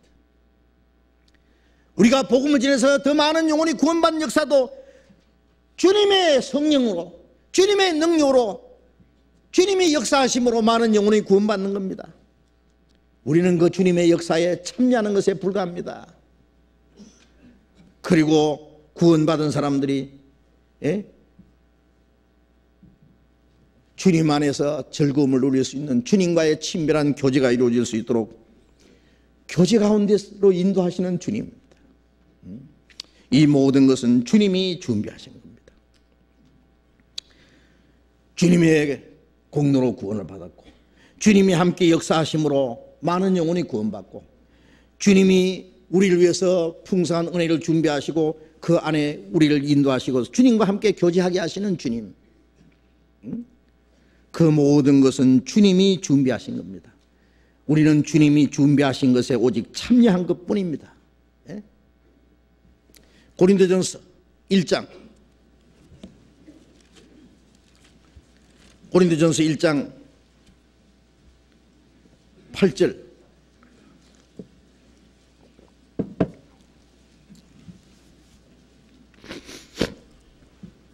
고린도전서 1장 8절 같이 읽겠습니다. 주께서 너희를 우리 주 그리스도의 예수 그리스도의 날에 책망할 것이 없는 자로 끝까지 경고케 하시리라. 주께서 너희라는 것은 구원받은 성도들입니다. 우리 주 예수 그리스도의 날에, 주님이 재림하시는 날에 책망할 것이 없는 자로 끝까지 경고케 하시리라. 멸망에서 우리를 구원하신 분도 주님이시고, 이 땅에 사는 동안에 주님이 우리를 실족지 않도록 붙들어 주시고, 멀지 않아 주님 재림하시는 그날 그 영광 앞에 책망할 것이 없는 자로, 부끄러움을 당할 것이 없는 자로 끝까지 경고케 하신 분도 주님이십니다. 부모가 자식을 낳아줬습니다. 길러줬습니다. 가르쳐줍니다. 자식에게 필요한 모든 걸 줍니다. 끝까지 돌봐줍니다. 이 부모님 뜻입니다. 다만 부모의 다스림 안에 있어야 됩니다. 이 자식이 살다가요, 아이고 아버지 어머니 사랑 보호 도와주시는 거 맨날 지겹다 이제. 그래서 출가도 하기 전에 간칠부터 합니다. 그러면요 이거 도와줄 수 없어요. 그렇죠? 자기 집에는 온갖 것이 다 있는데요, 그런 애 봤어요. 먹을 거 입을 거 학교 모든 것 다 부모님이 다 대줍니다. 부모님 모든 걸 줄 수 있습니다. 그런데 이 자식이요, 어느 날 행방불명이 됐어요. 가출한 거예요. 나중에 찾아보니까 저 어디 주유소에 가서 시커멓게 해가지고 기름 넣고 있는 거예요. 이 녀석이. 잡았어요.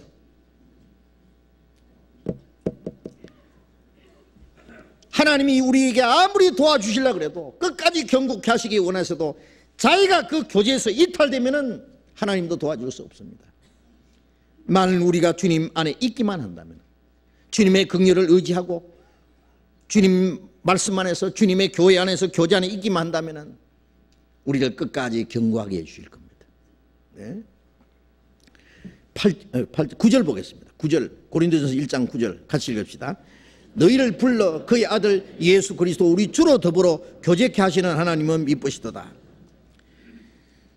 우리를 어디서 끝까지 경고케 하시느냐 하면은 너희를 불러 그의 아들 예수 그리스도 우리 주로 더불어 교제케 하시는, 이 세상에서 우리를 불러냈다는 것은 구원이고 구원받은 후에는 주님과 더불어 교제케 하시는 하나님 미쁘시도다. 교제입니다. 교제. 주님과 교제, 주님과 더불어 교제. 이 세상은 더불어 사는 사회라 그러잖아요. 어릴 때는 부모님과 그리고 한 가족들과 교제입니다. 교제. 교제 안에서 무럭무럭 자랍니다. 육신도 자라고 인격도 정신적으로 자랍니다. 학교에 가면 학우들과의 교제. 나쁜 애들과 교제하면 안 되죠. 공부 잘하고 착한 친구들과의 교제가 있을 수 있다면요, 큰 도움이 될 겁니다. 사회 나가서는 정말 좋은 사람 만나가지고요, 동료들과의 좋은 동료들과의 교제, 그 어떤 교제에 있느냐에 따라서 그 사람이 어떤 사람이냐는 걸 평가할 수 있을 겁니다. 저질 인간들과 교제한다면 그 사람도 같은 부류의 사람입니다. 고상한 사람들과 인격이 훌륭한 사람들과 교제하면 그 사람도 같은 사람입니다. 우리는 세상에서 구별되어서 구원받은 그리스도 거룩한 성도들, 주님을 사랑하고 주님을 위해서 사는 경건한 성도들과의 그 교제입니다. 교제케 하시는, 주님과 더불어 교제케 하시는 하나님은 미쁘시도다. 요한일서 1장을 봅시다.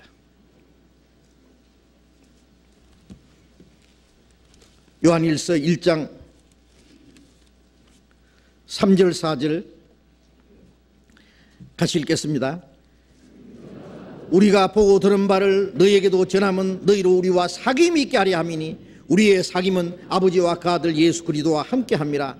우리가 이것을 쓰면 우리의 기쁨이 충만케 하려 함이로라. 사도 요한은 우리가 보고 들은 바를 너희에게 전하면 너희로 우리와 사귐이 있게 하려 합니다. 주님께 보고 주님께 듣고 한 모든 것을 이제 전하는 것은 너희로 우리와 사귐이 있게 하려 합니다. 요한일서를 기록한 목적은 사귐을 위해서입니다. 사귐, 교제, 펠로십입니다. 사귐이나 교제나 같은 말이에요. 이 사귐이 있게 하려 합니다. 우리의 사귐은 인간적인 사귐이 아니죠. 아버지와 그 아들 예수 그리스도와 함께하는 사귐, 거룩한 사귐입니다. 우리가 이것을 쓰면 우리의 기쁨이 충만케 하려 합니다. 우리가 구원받아서 기쁘지만은 교제 안에 있을 때 그 구원의 즐거움도 지속되고 더 큰 기쁨을 우리가 누릴 수 있어요. 교제 안에 있어야 됩니다. 교제. 사귐 속에 있을 때 우리는 주님과 함께 기뻐합니다. 주님과 함께 제자들이 둘러앉아서 그 숯불을 쬐면서 떡과 생선을 먹는 그 모습 생각해 봅시다. 요한계시록 3장 20절에 내가 문 밖에서는 문을 두드리니 누구든지 문을 열면은 내가 그에게로 들어가 그로 더불어 먹고 그는 나로 더불어 먹으리라. 우리가 주님을 우리 마음속에 영접했습니다. 우리의 생활 속에 주님을 모셔드려야 됩니다. 우리는 주님을 먹고 구원을 받고 구원받은 후에도 계속 주님으로 말미암아 먹잖아요. 제가 며칠 전에 어떤 형제가 들었습니다. 저는 제 아내의 사랑을 먹고 삽니다. 이야, 대단하다. 사랑을 먹고 산단다. 예, 우리는 주님의 사랑을 먹고 삽니다. 어린 애는 부모의 사랑을 먹고 산다고 할 수 있어요. 사랑을 먹고 삽니다. 우리는 주님의 사랑을 먹고 구원을 받았고 사랑을 먹고 계속 삽니다. 우리 신앙이 또 성장합니다. 주님도 우리를 잡수셔야 돼요. 나는 그로부터 먹고 그는 나로부터 먹으리라. 주님도 우리를 잡수셔야 됩니다. 우리의 순종을 바쳐야 된답니다. 주님은 생명의 떡이고 우리는 주님을 위해서 생선이 되어서 주님께 드리는 거예요. 성전에 들어갈 때 성전세를 달라고 그랬어요. 반세겔. 예수님 그러셨어요. 아들은 세를 면하리라. 그러나 저들이 오해하지 않기 위해서 세를 내리라. 그런데 세를 내는데 돈이 있어야 말이죠. 베드로이 그랬어요. 너 저 가서 낚시를 던지라. 그러면 물고기 한 마리 잡혀 올려올 텐데. 예? 입을 열면은 한 세겔이 나올 거다. 그걸 가지고 너와 나를 위해서 성전세를 내줘라. 물고기를 잡아서 물고기 입을 여니까 한 세겔이 나왔어요. 이것도 기적이죠. 예? 저는 그 말씀을 보면서 그렇다.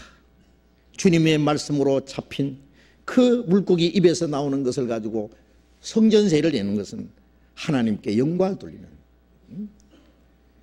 주님은 구원받은 사람들에게서 마음속에 감사함으로 하나님께 드리는 그 모든 순종을 받으시는 겁니다. 주님 거룩한 분이 우리 위해서 십자가 죽어서 나의 영혼 내 영혼을 구원해 주시니 내 이 천한 몸 주님께 드립니다. 사랑하여 주신 은혜 갚을 수가 없으나 약한 마음과 천한 몸이 주의 종이 되리라. 몸밖에 드릴 것 없어 이 몸 바칩니다. 내 마음과 내 순종을 주님께 온전히 바칠 때 주님은 그것을 받으십니다. 거기서 진정한 교제가 이루어집니다. 나는 그로도 복먹고 그는 나로도 복먹으리라. 이 거룩한 교제, 천국은 주님과 함께 영원히 교제하는 것입니다. 그렇죠? 이 땅에 주님을 위해서 사는 수고와 고생, 고난 모든 일이 끝나고 주님 앞에 갈 때 착하고 충성된 종아, 작은 일에 충성하였으니 잘하였도다. 이제 여기 와서 내 즐거움에 참여하라. 이 땅에서 우리가 주님을 위해서 사는 수고가 끝날 때, 우리가 주님 앞에 갈 때 주님은 우리를 위해서 잔치를 베푸실 겁니다. 예? 그리고 주님과 함께 기뻐할 수 있을 겁니다. 구원받은 사람들이 주를 위해서 함께 수고한 그 모든 것에 대해서 주님도 기뻐하시고 우리도 그 일로 인해서 주님께 기쁨과 감사를 드리고 하나님께 같이 영광을 돌리게 될 것입니다. 예? 우리는 이 땅에 사는 동안에 구원받은 그 은혜에 대해서 감사하고 하나님의 말씀을 복음을 전해서 많은 영혼을 구원받는 그에 대해서 하나님 앞에 더 큰 영광을 돌리고 또 항상 우리의 연약함을 받아주시고 우리를 도와주시는 주님, 우리가 피곤할 때 붙들어 주시고 우리가 약할 때 또 풍성한 은혜를 채워주시고 우리 마음속에 기쁨과 감사가 넘치게 하시는 그 주님, 주님과 함께 더 친밀히 교제하는 이 교제 계속해야 될 겁니다. 그 교제는 주님 앞에 가서도 영원히 계속될 것입니다. 주님은 우리와 함께 계시고 우리를 도와주시는 분입니다. 우리의 필요한 모든 것을 채워주시는 분입니다. 우리가 주님 안에 있기만 한다면 우리는 아무 염려할 것 없습니다. 어린아이가 엄마 품에 안겨있기만 하면 엄마가 그 아이를 안고 어디를 가든지 애가 걱정할 거 뭐 있어요? 어머니는 아이에게 항상 좋은 걸 주실 겁니다. 주님은 우리에게 항상 영육간에 좋은 것을 주실 겁니다. 같이 기도합시다. 자비로우신 우리 아버지 하나님,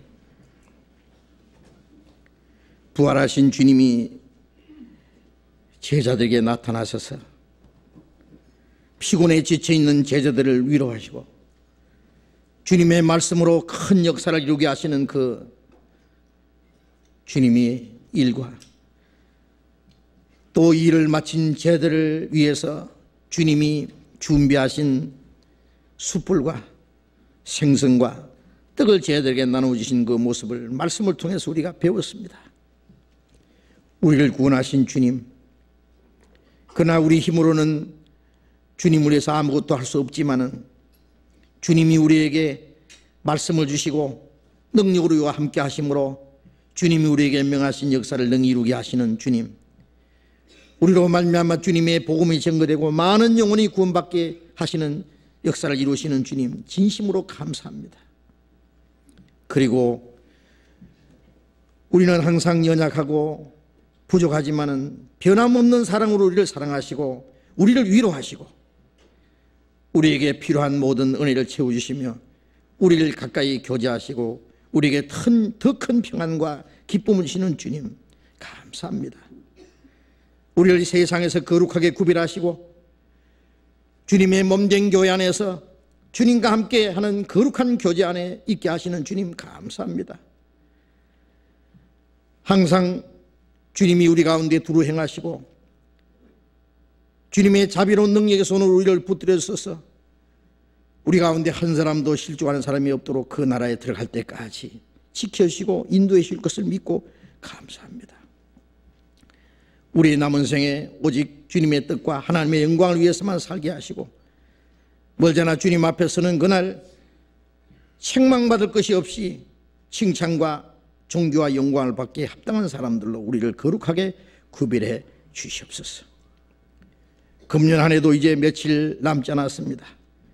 하나님이 우리에게 허락하신 이 마지막 시간들이 우리 앞에 너무나 빨리 지나가고 있습니다. 주님이 우리가 허락하신 이 시간 속에 하나님의 뜻과 영광을 위해서 더욱 살 수 있도록 또 다가오는 새해도 하나님을 위해서 하나님의 교회와 복음을 위해서 우리에게 맡기신 거룩한 역사를 더욱 감당할 수 있도록 우리 모두에게 더 큰 은혜와 능력으로 채워주시옵소서. 우리 구원받은 형제 자매들 가정마다 영육간에 항상 지켜주시고 주를 위해서 사는 일에 조금도 부족함이 없게 해 주시옵소서. 주 예수님 이름으로 기도드렸습니다. 아멘.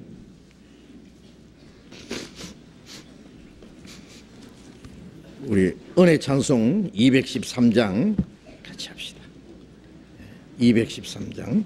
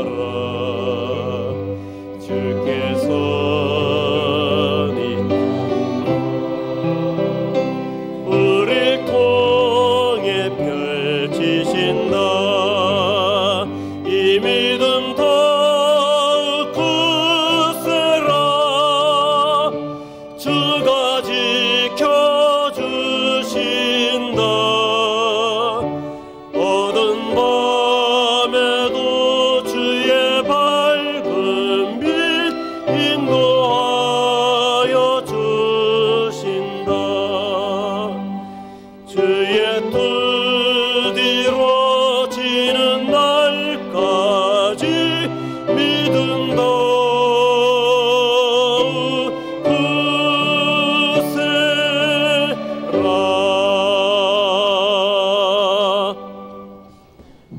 광고 하시기 전에요. 잠깐 우리 그동안에 거제교회에서 말씀 전하시던 우리 우성준 목사님이 내일 미국으로 가시는데 오늘 여기 참석하셨어요. 예? 이제 선교사로 가십니다. 정식 선교사로. 선교사 비자 받고 뉴저지 교회로 가실 겁니다. 어제는 청주교회 조기도 목사님이 출발하셨습니다. 오늘 아침에 전화 왔는데 무사히 도착하셨다고 아틀란타로 가셨습니다. 이제 외국의 선교사님들이 많이 떠나셔요. 우리 교회에서 이제 외국의 선교사를 파송하는 일들이 계속되고 있습니다. 우성진 목사님 잠깐 일어나셔서 아시죠? 한번 이리 와 보세요. 예? 저쪽에는 안 보이시니까. 예. 이리 올라오세요. 올라오세요. 다 보이게 이쪽으로 올라오세요. 저쪽에 안 보여요. 자, 우리 우선정 목사님, 우리 이미 어제 가셨지만은 조기도 목사님까지 같이 안 계시지만은 미국 가셔서 열심히 전도하시고 하나님이 이루시기 원하시는 큰 역사를 이룰 수 있도록 여러분이 위해서 생각하시고 잊지 마시고 기도 많이 해주시고 또 도와주시기 바랍니다. 열심히 잘하시라는 격려의 박수 한번 보내십시오.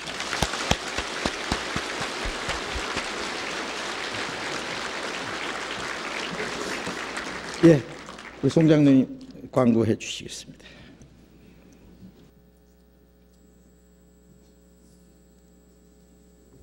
네. 지난주에 우리 신림교구, 구로교구 그리고 분당교구에서 새로 구원받으신 분들이 많이 아마 오늘 오셨으리라고 생각합니다. 교회에서 새로 이렇게 소개하는 시간은 없습니다만은 목사님 말씀하신 대로 앞으로 아주 깊은 주님 안에서 깊은 교제를 같이 나누기 원합니다. 그리고 이제 멀리 남은 것 같지만 이제 불과 4주 후에 1월 17일부터 우리 교회당에서 대전도 집회를 합니다. 그래서 1월 17일부터 대전도 집회를 하니까요. 잊어버리지 마시고 아주 전도의 기회로 삼아주시기 바랍니다. 오늘 금요일은 12월 24일입니다. 12월 24일 매년 성도교제밤 우리 프로그램이 있습니다. 아시는 대로 이번에도 마찬가지로 성도교제밤을 하는데요. 6시 반부터 시작합니다. 저녁 식사는 6시까지 준비를 어머니 위해서 좀 해주시기 바랍니다. 6시 반부터 금요일 날 성도 교제밤 교제를 하니까요. 한 분도 빠짐없이 아주 오셔서 좋은 교제가 될 수 있도록 아주 좋은 날입니다. 많이 참여해 주시기 바랍니다. 그리고 12월 31일 1일 사흘간에 걸쳐서 임원 동계 수련회를 개최합니다. 사전 접수를 지금 받고 있는데요. 이번에는 다 참석하는 것이 아니고 임원들만 참석하시기 때문에 각 우리 교구별로 사전 접수를 잘 하시고 등록 마감일 이전에 전체 교구와 각 그 교구별로 참석 인원을 전부 등록하여 주시고 명단을 교구별로 담당 전도사님께 제출하면 되겠습니다. 청년 동계 수련회도 마찬가지로 12월 30일부터 1월 1일까지 본 교회당에서 실시합니다. 그래서 매주 주일날은 이 본 교회당에 주차를 할 수가 없습니다. 청년 동계 수련회 준비를 해야 되니까요. 그러니까 그렇게 하시고요. 주차하는 데 주의해 주시기 바랍니다. 노인의 교제 안내입니다. 점심 식사 후에 교육관 102호실에서 노인의 교제가 있사오니 많은 참석을 바랍니다. 목사님 내일부터 유럽 수양에 참석하십니다. 위에서 기도해 주시고요. 그리고 12월 24일 날 많이 참석해 주십시오. 광고 마치겠습니다. 예, 마치겠습니다. 예, 자료 교제하시기 바랍니다.